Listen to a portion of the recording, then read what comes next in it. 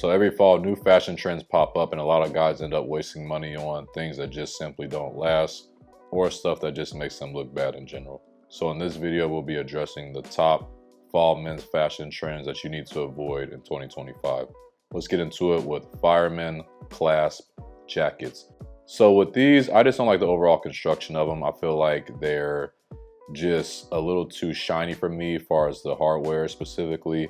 I'm seeing these everywhere all the time online and then different magazines, different articles, but I don't know, I just don't really like them. I can't really get on board with them. They also look very hard to fasten to me, and then when you do fasten them up, you kind of look like a prisoner in my opinion, and I don't want to look like a prisoner in anything that I'm wearing. So I don't know, the fireman clasp jackets just aren't a thing for me personally. If you do want to wear them and you're crazy about them, I think it's better to wear them open instead of closed up and fastened, because if you wear them closed up and fastened, like I said, you kind of look like a prisoner. Cuffless beanies. So these are everywhere right now too. I'm seeing these all over the place. With these though, I just think they kind of look unfinished to me. I think the beanies look a lot better when they have the extra fabric that you can fold up there. I just think that looks a lot better to me. I think it also grips your head better. With the cuffless beanies, they don't really have that option of gripping the head as comfortably or as securely, I feel like, as a regular beanie would. I don't know, I don't own any cuffless beanies, but if you do,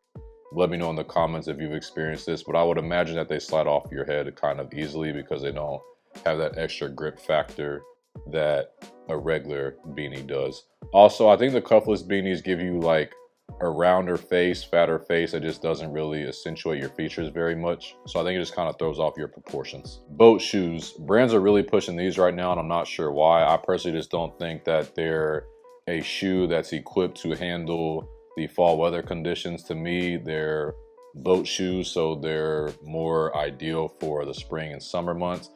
I also just don't think that, just how they're made in general, I just don't think they complement the fall type of weather, the fall type of aesthetic.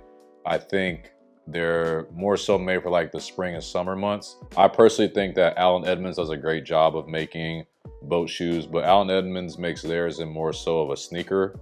So they have the white sole, which more so gives off like a sneaker type of aesthetic. And personally, I think boat shoes look better in a sneaker type of look as well. But I don't know, I just don't think boat shoes are really ideal for the fall time. I don't think they transition well with the type of style that we have now in 2025. Maybe back in the times when Sperry's were popular. You remember when Sperry's were like really popular? Good times, good times. Sorry, just had a throwback moment there. But yeah, I just don't think boat shoes really align with the current style that we're in 2025. And I think they're also not even a fall shoe in general. I'm seeing them made a lot more now with the bulkier type of soles compared to how they used to be made with the Sperry's kind of I was mentioning. But yeah, I'm just not on board with the boat shoes. I think a loafer or a derby is a much better option for the fall. Neckties. Now, if it's like an event or a dressed up type of function, something formal, I understand why you can throw on a necktie. But I think a lot of guys are just trying to wear these in a much more relaxed and casual type of way, to the point to where it eventually ends up clashing with the overall outfit when you try to bring in something super formal and something that is an extremely casual type of outfit. I don't think these pair very well. I think they kind of work against you instead of complement the look for you. So I think the necktie should be kept for the more dressed up type of scenarios. And if you want to wear something like this in a casual way, I think it's better to just ditch the necktie and just have on your button-down shirt. And I think this is going to be a lot more versatile and just be a lot more aligned with a casual type of outfit. I think the necktie kind of gives us a confused type of look, because we'll have the necktie, which gives off very dressy, and then if you want to wear it with like a street style, relaxed, casual way, I think it just kind of clashes. It doesn't really make sense in my opinion. So it's better to just ditch the necktie if you're trying to go for a casual look and just have your button-down shirt worn. And if you want to wear the necktie, wear it with like a formal type of outfit or a more dressed up type of occasion that you'll be going to. When you're trying to dress casually, skipping the necktie just allows you to be a lot more versatile. Just makes your outfit look a lot more appropriate and just makes your outfit make a lot more sense. Statement belts. So I think a lot of the looks I'm seeing now with statement belts are just starting to become a little too much. We're starting to see belts to the point to where your outfit is kind of overshadowed by the belt, which I don't think is a good predicament for any type of situation whatsoever. The overall objective of an outfit is for the items to work seamlessly. And when you have on a statement belt, it kind of brings our attention to the belt and nothing but the belt. So it's kind of just completely taking away from the other pieces you have on in your outfit. And I personally just don't think a belt should take away the main focus of an outfit. Also, these statement belts, you just can't get a lot of use out of them. They're not very versatile compared to like a minimal suede or leather belt. You'll be able to wear it time and time again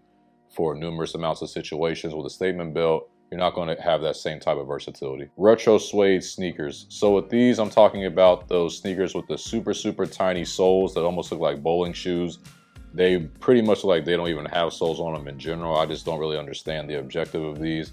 I can see how they're so trendy right now for the fall because they are made in that suede type of aesthetic, so it can kind of give off fall because of the suede design that it has on it. But I don't know, I just don't think they are a good option. I think they just look very weird to me with the super thin soles on them. Like I said, they kind of remind me of bowling shoes. The Puma Speed Cat really popularized these. Prada offers these as well, and cost for a few references if you want to check those out. But I just don't think these are a trend I'll be getting on board with this fall. Me personally, I just think sneakers look a lot better with the regular sole or maybe a slightly thicker sole. Also, the ballerina sneakers are a huge trend right now. I just can't get on board with this either. Me personally, I don't think ballerina and sneakers should even be in the same sentence, but these are getting really popular. Adidas is making these and they're becoming very popular as well, but I just don't think they're for me personally. I'm just not feeling the whole overall look of the shoe. Also, did you know that New Balance dropped a sneaker loafer that's called the 1906L?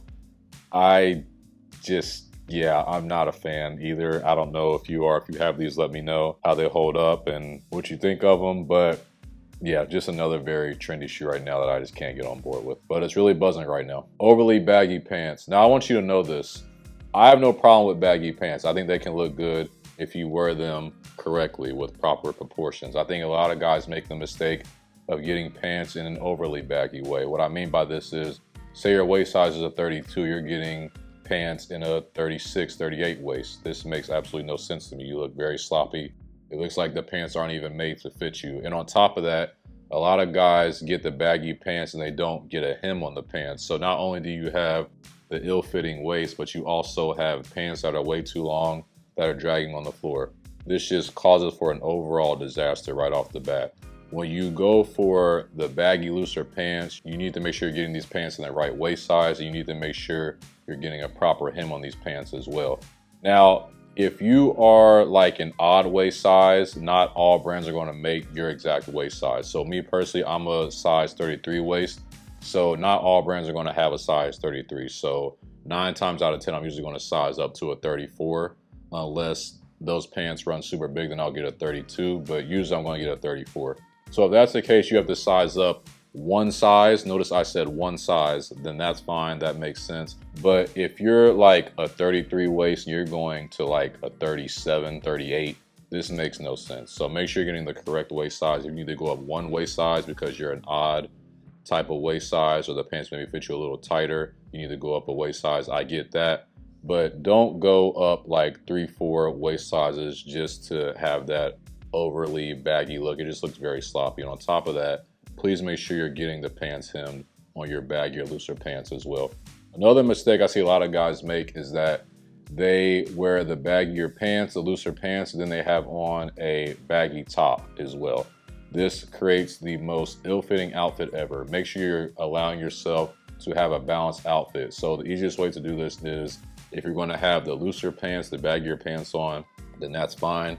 Make sure the top portion has something that is a slimmer, more fitted type of silhouette to it. So whether that be your jacket, or say you have a underlayer on under your jacket, you could have on a slimmer underlayer, then have on maybe an oversized outerwear piece, that works as well. Or if you just have on a top, then that top needs to be a little bit more fitted and structured, and then have the pants a little baggier or looser. That type of look looks very balanced, and it looks like your proportions are matching and in line how they're supposed to be. But make sure you are not making the mistake of having an overly baggy outfit with the pants baggy, the top baggy, the jacket baggy, just everything baggy. This just looks very sloppy and it causes the outfit to not fit you very well at all. Make sure you're causing yourself to have the correct proportions on your outfit by having some type of slimming effect for your top region of your outfit. But all in all, with the looser, baggier pants, make sure you're getting the correct waist size, make sure you are getting a hem, and make sure the top half of your outfit has some type of slimming structured effect to it. Leather suits. So I can do leather outerwear, like a leather blazer or like a leather jacket looks good to me, but having a matching suit, like a leather like top and leather pants, to me, I don't know, I can't really get on board with that. To me, I think the benefit of having a suit is it can be worn together and look great, but it can also be split up. You can wear the tops with different bottoms and the bottoms with different tops and just create a different type of look that's going to make you feel confident and stylish. But me personally, I can't see myself wearing leather pants, so I think this would be kind of a waste of money to me because I wouldn't really wear the pants, so it causes me to miss out on half of the suit. I just think a leather suit just looks a little too much for me. It looks like there's just too much going on personally. So I think a tweed, cotton, or wool suit is a much better option for the fall because it'll allow you to be able to split it up and also wear it together in a very stylish way that you'll feel very confident. And you'll probably be able to wear these a lot more than a leather suit as well. V-neck sweaters. So these seem to come in and out of style all the time. They're back for this fall. I've been seeing these a lot in different magazines. But the thing to me is that a V-neck sweater, in my opinion, it looks great when you wear it with a button-down shirt under it. But I see a lot of guys wearing a V-neck sweater by itself, and I don't know, I just don't think it looks as good. Compared to like a crew neck sweater, I think a crew neck sweater looks great on its own, or a crew neck sweater looks great under a jacket. Like, you can't really wear a V-neck sweater under a jacket. I think that kind of looks a little disturbing to me. But in all honesty, I just think a crew neck sweater looks better compared to a V-neck sweater. I think you'll wear it a lot more often and it'll go with a lot more things as well. That's it for me today. Hope you got some out of the video. Let me know what you think about these fashion trends below. Make sure you also like the video, and I'll see you next time. Thanks. Peace.